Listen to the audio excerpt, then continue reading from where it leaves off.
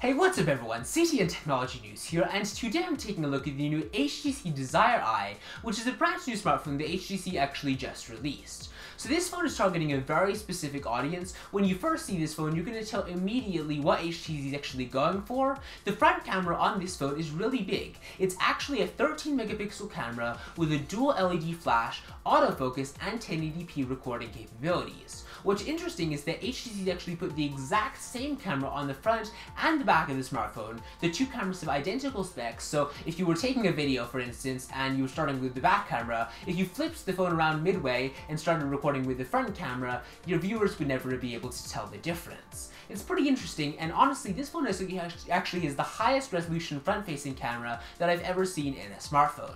Now, apart from the camera, this phone actually has some pretty decent specs. I mean, it's basically got all the specs of the HTC One M8, a Qualcomm Snapdragon 801 processor, 2GB of RAM, water resistance with an IP67 rating, Android 4.4 KitKat, all that kind of stuff. So honestly, you're getting a very good deal with the smartphone, even if you don't care so much about the camera.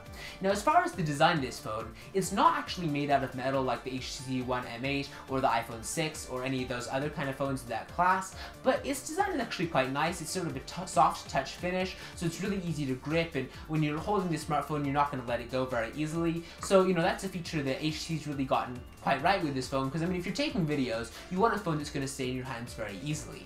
Now, apart from that, the Desire Eye is going to be coming to AT&T later sometime. We're not exactly sure about a release date yet, and also the price is unconfirmed as well, but with that said, I would expect this phone to have a price maybe slightly less than the HTC One M8, since it doesn't have quite as good a design. I mean, its specs are very good, and its front-facing camera is very good. Its back camera isn't quite as good as the One M8, because, I mean, it's basically just the same resolution as the front-facing camera, I already said. I mean, 13 megapixels, it's not too bad, and the camera takes very decent quality shots, but it's just not going to be quite that extra edge that you're used to on a flagship phone. Anyways, let me know what you think of the HTC Desire Eye in the comments below. I mean, it's a unique device, and I think that this could appeal to a lot of people who are wanting more of a mid-range phone that's maybe not quite on par with like the iPhone 6 Plus or the iPhone 6 or the Galaxy Alpha, but it's still a very decent phone in its own right. Anyways, that's it for this video, so thank you for watching, and I will see you next time. Bye!